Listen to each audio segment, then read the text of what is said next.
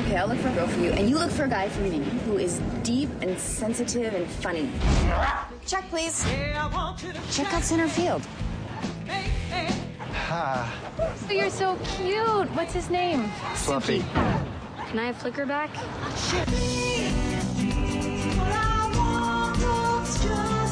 Premise is about a brother and a sister who are inseparably close, and they've been like that their whole lives. They've lived together, they've gone to the same university, and they're living together in New York City, and they go to a dinner party at the beginning of the movie, and somebody says to them, "So how long have you guys been going out?" And they're mortified. They're like, "Oh my God, what are we gonna do? We have to do something about this." So they get in a cab on the way home, and they say, "Okay, you got to look for a girl for me, and you got to look for a guy for me, because this is like, our codependency is like a big problem. People are starting to think we're together."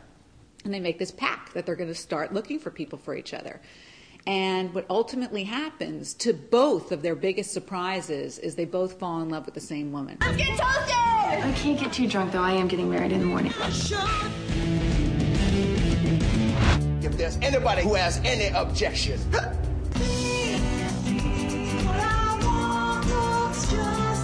the first piece was Sissy Spacek, who I've known for a long time. I've worked on projects with her and wrote an adaptation of a book for her. And I approached her, and I know that she's such a funny person, and no one knows her for that. So I went to her and I said, "What if you played like a small kind of cameo role where everybody could see how funny you are?" And she, "Okay." And then as soon as I got her, then all the other actors were like, "You got Sissy Spacek? I got to read this script." They admired her work so much. They didn't know her. They just, everyone, when you say Sissy Spacek, is like, where do I sign up? I want to work with her. I want to meet her. They're, huge fans. It's starring Heather Graham, Tom Cavanaugh, Bridget Moynihan, Molly Shannon, Sissy Spacek, and Alan Cumming. Amazing. So I'm very excited that I have such a great cast. I'm proud. My best friend. Just because you're totally gay and in love with my wife doesn't mean we can't work things out.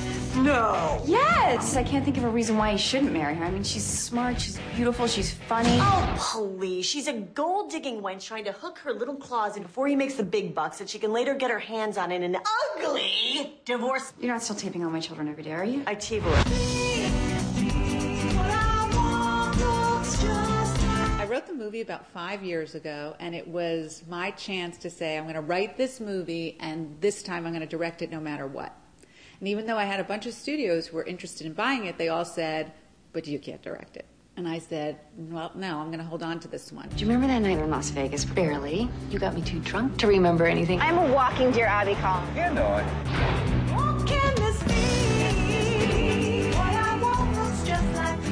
You really are adorable. Now this is good. What's going on?